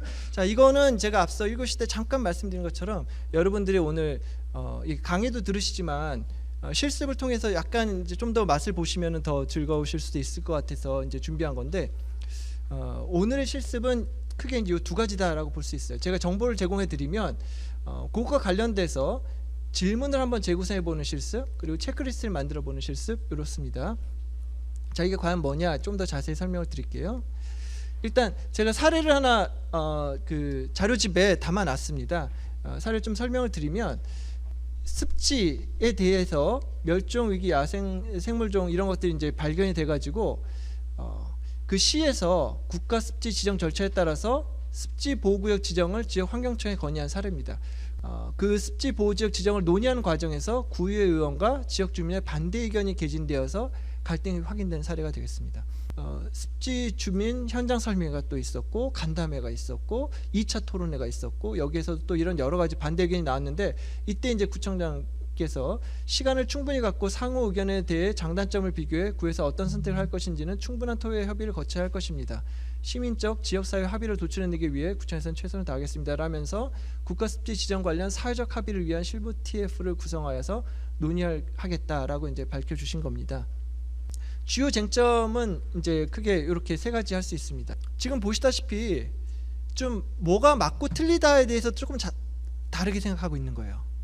예, 그래서 어떻게 보면 이 상황이 우리 주변에서 종종 일어나는 상황 아닌가 싶습니다. 그러니까 반대하는 분들 혹은 찬성하는 분들이 뭐 100% 상황을 완벽하게 파악하고 한다기보다 사실상은 그 정보의 홍수 시대이기 때문에 알고 있는 정보도 있지만 모르고 있는 정보도 있고 혹은 잘못 알고 있는 정보도 있고 그런 것들이 막 혼재되어 있는 거죠. 이 상황도 이제 그런 상황이었다라고 볼 수가 있습니다. 자, 그래서 질문 재구성을 이제 한번 하셔보실 거거든요. 근데 질문 재구성이 뭐냐? 요게 이제 조금 까다로울 수 있어서 요거를 다른 사례를 가지고 간단히 한번 말씀을 드리겠습니다. 이 정책 이슈는 종족 방법 위주로 표현이 되는데 예를 들면은 지금 요거는 이제 인천시에서 있었던 갈등 사례인데요. 이 위쪽 지역하고 아래쪽 지역이 이렇게 양분되어 있는 그런 지역이다 보니까 요 위쪽하고 아래쪽 간에 이제 통로가 필요하게 되겠죠. 그러다 보니까 요 중간쯤에 하나 더 만들어 달라라는 이제 민원이 있었던 거죠. 그래서 그것과 관련해서 이 구에서 이건 그럼 만들어 주겠다라고 했었던 상황이었는데 막상 이걸 만들려고 보니까 이거 안 만들었으면 좋겠다라고 도리어 반대 민원을 제기하신 거예요. 그래서 이제 갈등이 발생을 한 거죠. 자, 그러면 더 좋은 답을 얻기 위해서는 더 좋은 질문이 필요한데 사업을 찬성 혹은 반대한다라는 그런 입장에서 나오는 질문보다 왜 그런 입장을 달성하고자 하는 것인지에 대한 거를 이제 물어보는 방식으로 질문을 바꿔보시면 어떻겠느냐라는 겁니다. 예를 들면 기존의 질문은 이렇게 되겠죠. 지하보차도를 어떻게 건설할까? 혹은 지하보차도를 어떻게 백지화할까? 이런 거를 생각을 하신단 말이에요, 질문으로는. 근데 이렇게 질문을 바꿔볼 수가 있어요. 어떻게 하면 예정지 주변 건물들을 안전에 대한 불안감을 해소할 수 있을까? 주민들의 통행 불편을 어떻게 최소화할 수 있을까? 이런 질문으로 이제 바꿔서 할 수가 있는 거죠. 예, 그래서 그런 방식으로 우리가 질문을 바꾸면 해답도 좀 바뀔 수 있다라는 관점에서 오늘 여러분과 함께 이제 질문을 바꾸는 거를 이제 실습을 할 텐데요. 그 다음에 공론화 방법을 선택하기 위한 체크리스트를 만들어 보시는 실습도 여러분께서 시간이 허락하시면 진행을 하시기로 지금 이제 예정은 돼 있습니다. 그래서 이거는 뭐냐면 제가 이제 앞서 공론화 방법을 4가지 정도 말씀을 드렸잖아요. 그래서 시민 참여형 조사, 시민 배심 문제도 있고, 그 다음에 또 타운홀 미팅도 있고, 그 다음에 시민 참여 기술 평가 이런 것들을 이제 말씀을 드렸는데 이제 요 실습의 포인트는 이겁니다.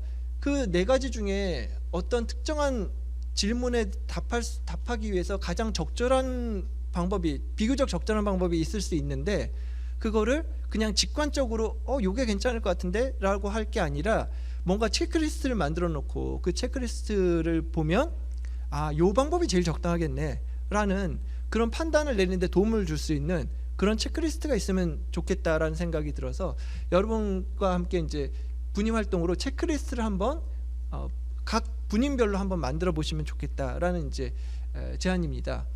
이 체크리스트를 많이 쓰시는 분들도 있으시겠지만 체크리스트 자체에 대해서 조금 낯서신 분들도 있을 수 있을 것 같아서 제가 갈등하고 관련된 체크리스트를 몇 개를 여러분께 좀 소개해 드리려고 준비를 해갖고 왔습니다. 그래서 이거는 갈등관리 대상 사업 선정 체크리스트 예시입니다. 그래서 갈등 발생 가능성, 예상 갈등 정도, 사회적 파장, 이해관계자들의 특성 이런 것들을 가지고 이거는 갈등관리 대상 사업으로 선정해야겠다, 아니면 선정할 필요 없겠다, 혹은 선정하더라도 뭐 1등급이다 2등급이다 이런 거를 나누는데 이런 체크리스트가 쓰일 수 있습니다. 그 다음에 이 갈등 대응 계획을 또 수립을 하기 위해서도 이런 체크리스트가 쓰일 수가 있고요. 여러분 또 이제 공공갈등과 관련해서는 갈등 영향 분석이라는 게 있어요. 그래서 이제 갈등 영향 분석은 뭐냐면 어떤 그 사안이 우리 도시 안에 있을 때 그 사안이 뭐 10개, 20개, 30개 이렇게 많을 수 있잖아요. 근데 그거를 다 덤벼들 수는 없다고요, 사실은. 그리고 이 덤벼들어 봤을 때 이게 좀 좋은 결과가 나올지 안 나올지를 또 판단하는 것도 쉽지가 않습니다. 그래서 판단하는 방법 중에 하나가 갈등 영향 분석인데, 갈등 영향 분석마저도 사실은 시간이 들고 예산이 들어가기 때문에 이거를 할지 말지에 대해서도 이렇게 체크리스트가 있는 거예요. 그래서 이 체크리스트를 가지고 검증을 해봤을 때 해볼 만하다 그러면 갈등 영향 분석을 하고, 그 다음에 갈등 영향 분석에서 뭐 이걸 해보자 저걸 해보자 나오면 그걸 하고, 이런 방식으로 이제 공공갈등을 대응을 하게 되는데 그 하나의 절차를 위해서 만들어져 있는 그 체크리스트의 예시입니다. 그리고 갈등 조정 협의체가 이제 갈등 영향 분석 결과로 이제 종종 나올 때가 있거든요. 이거는 어떻게 구성할 것인가에 대한 체크리스트가 되겠어요. 그리고 요거는 이제 공공갈등 진단에 대한 체크리스트. 자, 그래서 이제 그 여러분께서 두 번째로 하실 그 분임 활동은 공론화 방안을 선택을 할 때 쓸 수 있는 우리 분임만의 체크리스트를 한번 만들어 보는 것. 그게 이제 여러분께 제가 제안해 드리는 두 번째 실습 내용이 되겠습니다.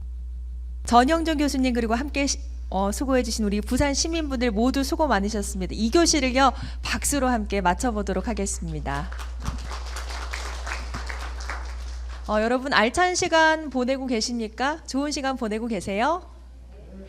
네, 그러면 3교시 시작해 보겠습니다. 자, 이번 시간에는 안내를 사전에 드렸듯이요. 모든 별로 공공 갈등 주제를 공부하고 또 공론화를 통해서 답을 얻고자 하는 질문을 직접 만들어 보는 실습을 진행할 텐데요. 여러분들 오늘 다들 처음 만나시는 거죠? 알고 계시는 분이신가요? 그렇죠. 처음 만나뵈는 분이시죠. 조금 어색하실 수도 있으니까요. 저희 한 10분 정도 서로 인사도 나누는 시간 가져보고 오늘 50분간 사례에 대한 질문과 체크리스트를 만들어 보면서 실습 시간 갖도록 하겠습니다. 예, 저 지금 안내해 주신 것처럼 이번 시간은 그 분인별 활동입니다. 그래서 각 그 분인별로 퍼실테이터 선생님께서 지금 들어와 계실 텐데요. 퍼실테이터 선생님들 한번 손 좀 흔들어 주시겠어요? 예. 그 퍼실테이터 선생님들께서 이제 좀 안내를 받아서 여러분들께서 분임 안에서 얘기를 쭉 하시고 이 3교시는 온전히 이제 분임 시간이고 이제 4교시 때 분임에서 얘기하신 거를 다른 분임들과 전체적으로 나누는 시간을 갖도록 하겠습니다. 그럼 바로 분임 활동 시작하시겠습니다.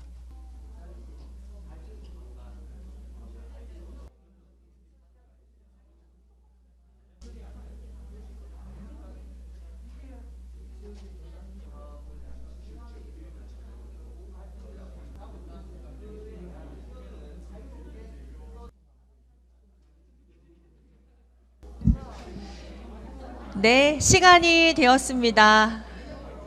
시작해 보겠습니다.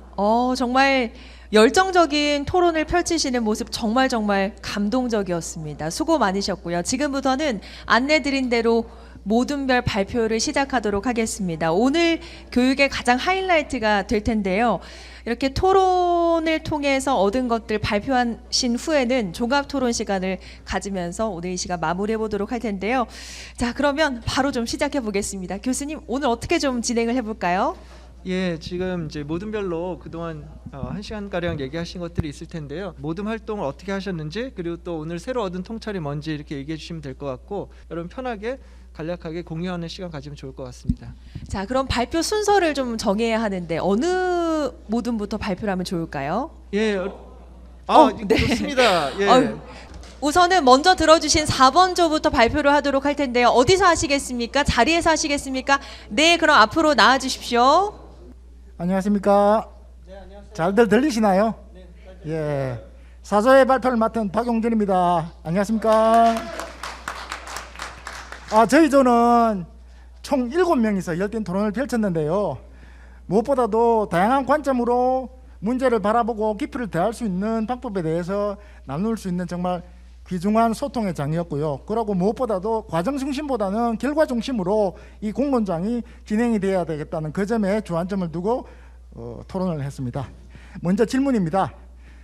질문의 주요 키워드는요, 첫째, 참여와 공감에 대한 질문들이 많았습니다. 그 다음에 섭지에 대한 다양한 활용도, 정말 그 창원에 있는 주남 저수지처럼 다양한 활용도를 낼 수 있는 그런 질문들로 됐었고요. 그리고 세 번째로 다양한 이해관계 당사자들 간에 어떻게 하면 그들 간의 의견의 온도차를 줄일 수 있는, 환경단체, 시민, 공무원, 환경공단 다 제각각 의견의 결이 다릅니다. 그래서 그들 간에 각 구성원 간의 온도차를 줄일 수 있는 그런 방안에 대한 질문들이 많았고요. 그리고 마지막으로 섭지에 대한 보존과 개발입니다. 체크리스트는 지속가능 발전과 공공성에 주안점을 둬가지고 체크리스트를 구성을 했습니다. 무엇보다도 사업의 평가 기준입니다. 정성평가에 어느 정도 비율을 두고 그 부분에 어느 정도 기준을 뒀는지, 용역 결과에만 우리가 의존해가지고 거기에 끌려갈 것인지, 이 부분에 대해서 내용이 있었고요. 그리고 무엇보다도 제일 중요한 부분이죠. 예산 규모, 예산 활용도, 이 부분에 대한 체크리스트고요. 마지막으로 섭지 개발로 인해서 지역 주민이 혹은 지역이 어느 정도의 이익성을 담보해가지고 갖고 갈 것인가, 섭지 개발에 대한 이익성, 그 다음에 이 사업이 공익이라고 하지만 공익 부분 안에 사익이 추구하는 부분은 없는지, 사익 안에 또 공익을 담보해가는 그런 방법은 없는지, 그런 부분에 대해서 꼼꼼하게 체크리스트를 해봤습니다. 이상 4조의 박용진이었습니다. 해도 섭섭, 안 해도 섭섭. 이상입니다. 네, 박수 부탁드립니다. 고맙습니다. 굉장히 좋은 발표해 주셨는데 교수님 어떻게 들으셨습니까? 예, 맞습니다. 지금 사익과 공익의 그 비교를 얘기를 하셨는데 갈등 관리에서 굉장히 중요한 부분이라고 생각합니다. 어느 한쪽만 중시할 수 없다라는 것이 이제 공론화의 한 관점인 것 같습니다. 감사합니다. 네, 그럼 1조 발표 한번 들어보겠습니다. 일단 전 발표를 맡은 1조의 오형진이라고 합니다.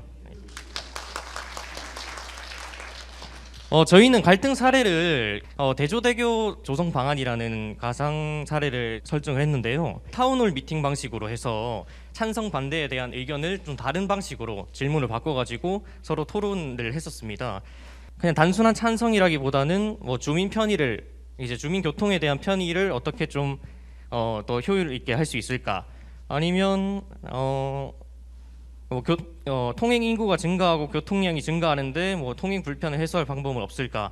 뭐 이런 식의 질문으로 바꿔봤고, 그다음에 반대 의견으로는 또 뭐 어떻게 하면 철새 도래지를 보호할 수 있을까, 뭐 최소화할 수 있을까라는 질문으로 바꿔봤습니다. 저희가 체크리스트로 해가지고 몇 가지 키워드를 중심으로 갈등 원인, 쟁점, 예산, 건설 비용, 공법, 이해관계자 조정 뭐 이런 것들이 나와 있었는데요. 이런 거를 다 모아가지고 이제 전문가들한테 검증을 하는 방법을 통해 가지고 검증을 하고 이제 그 검증된 그 자료를 통해 가지고 시민들에게 이런 게 있으니까 이제 뭐 시민 참여라든지 시민 참여 방식을 통해서 이제 시민들에게 어떤 이제 방식이 좀 더 효율적인가라는 거를 이제 시민들에게 묻는 방식으로 좀 더 이 갈등 사례를 해결하면 좋지 않을까라고 저희가 한번 정리를 해봤습니다. 네, 감사합니다.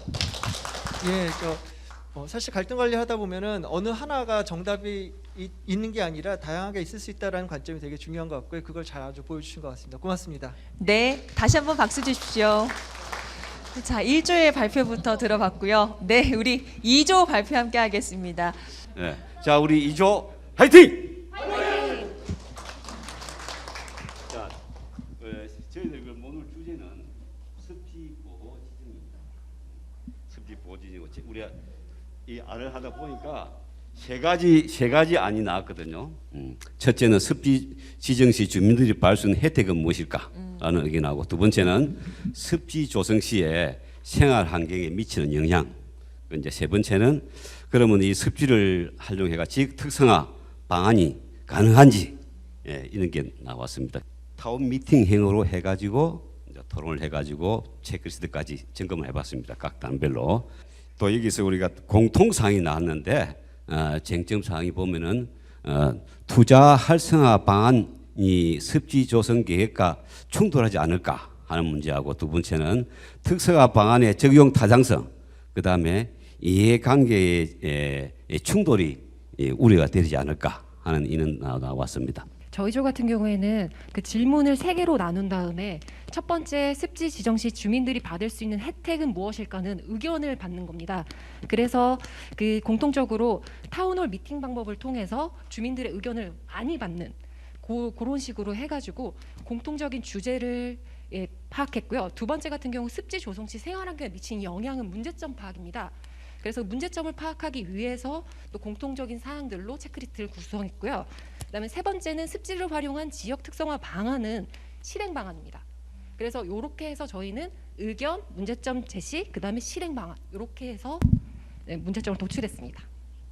감사합니다. 네, 발표를 들어보니까 정말 세세하게 질문 사항들을 나눠서 오늘 토론을 하셨다 이런 생각이 드는데 우리 교수님께서 어떻게 들으셨습니까? 예, 지금 환경에 대한 아무래도 관심이 많으셔가지고 그 부분을 아주 깊이 있게 들어가신 것 같고요. 잘 들었습니다. 아주 좋은 토론 감사합니다. 자, 그럼 5조 발표 들어보도록 하겠습니다. 박수 한번 주시죠. 네, 안녕하십니까. 5조 발표자 김준수입니다. 일단 그 갈등이 생기는 이유가 의견이 다르기 때문이라고 생각합니다.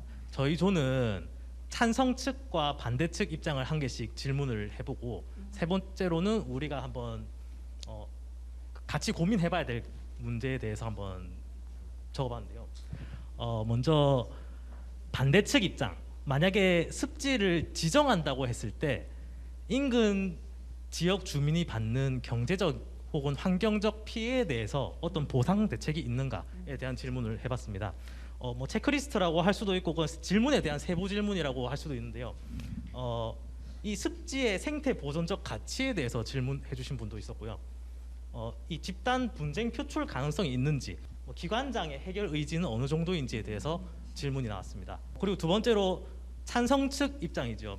습지를 만약에 지정하지 않는다 했을 때 생태계 보호를 위한 대책이 무엇이 있는지에 대한 질문이 나왔습니다.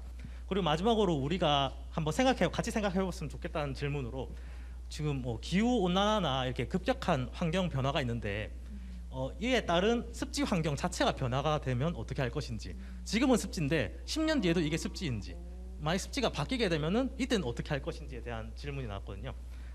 그에 따른 질문으로 이 현재 습지가 지속적으로 보존이 가능한지에 대한 질문이 나왔습니다.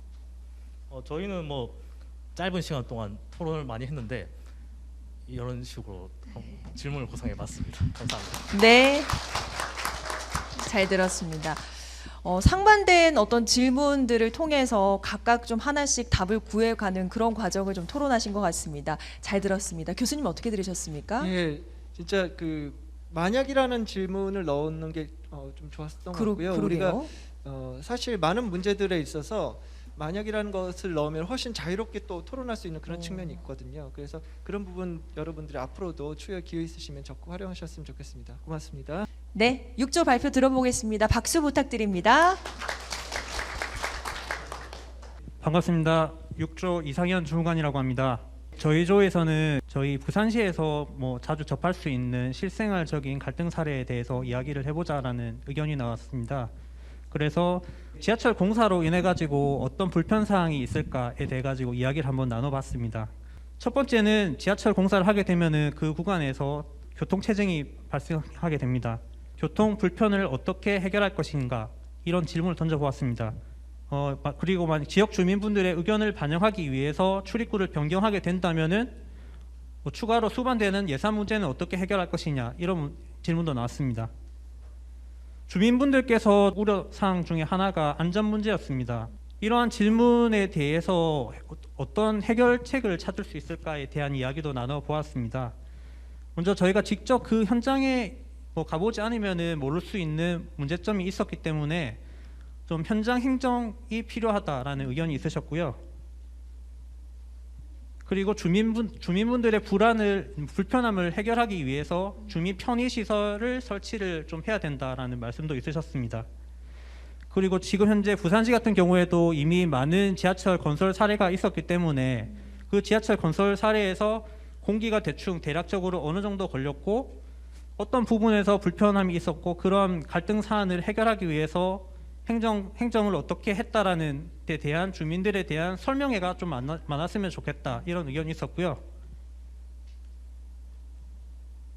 그리고 소음, 분쟁, 진동 이러한 민원에 대한 부분은 당연히 제기하시는 게 맞으시고 이런 부분에 대해서는 해결해 나가는 것이 마땅하지만은 공사 기간 자체를 계속 늘릴 수 있는 그런 좀 민원은 좀 자제해야 된다 이런 의견도 나왔습니다. 저희가 좀 시간이 부족한 관계로 좀 체크리스트 만드는데 좀 약간 이 정도 선에서 마무리를 지어야 될 것 같고요. 제가 지금까지 지금 이제 4조에서 발표를 하셨는데 정말 부산 시민분들께서 역량이 뛰어나시고 토의 문화가 정말 성숙됐다라는 제 개인적인 느낌을 받았습니다. 오늘 이 자리에 함께해 주셔서 감사합니다. 네, 발표 잘 들었습니다. 실제로 어떤 교통 이런 것들이 진행될 때 이런 것까지 좀 세세하게 고민을 해주면 좋겠다 이런 생각도 드네요. 교수님 어떻게 들으셨습니까? 예, 이제 이렇게 수기 과정을 거치는 가운데에서 이런 질문들이 나올 수 있는 거거든요. 그래서 사실은 이런 과정을 거쳐서 정책이 더 합리적이고 아주 촘촘하고 치밀하게 될 수 있다라는 장점이 있는데 그 부분을 부분적으로 보이신 것 같습니다. 고맙습니다. 자, 이제 마지막 발표만 남겨놓고 있습니다. 3조 발표 들어보도록 하겠습니다. 네, 3조입니다. 저희들 주제는 낙동강 횡단 교량 추가 건설 필요한가를 주제로 선택을 했습니다. 우선 낙동강 횡단 교량이 필요한가? 부터 간단하게 논의를 합니다. 그 다음에 이제 환경 보존을 위해서 우리가 시민이 해야 될 게 무엇인가를 고민을 했습니다. 이래서 이 환경을 최대한 물론 부산시도 약 14만 평 대저교량 하나 건설하는데 약 13만 평의 생태 섭지를 복원시키는 걸로 전제가 되어가 있습니다. 그냥 교량만 건설하는 것이 아니고 그러면 우리는 부산시 제안보다도 더 특별한 생태 환경의 대안을 찾아내야 되겠다는 것. 그 다음에 일반 시민들이 가장 한 게 그 철새 도래지 아닙니까?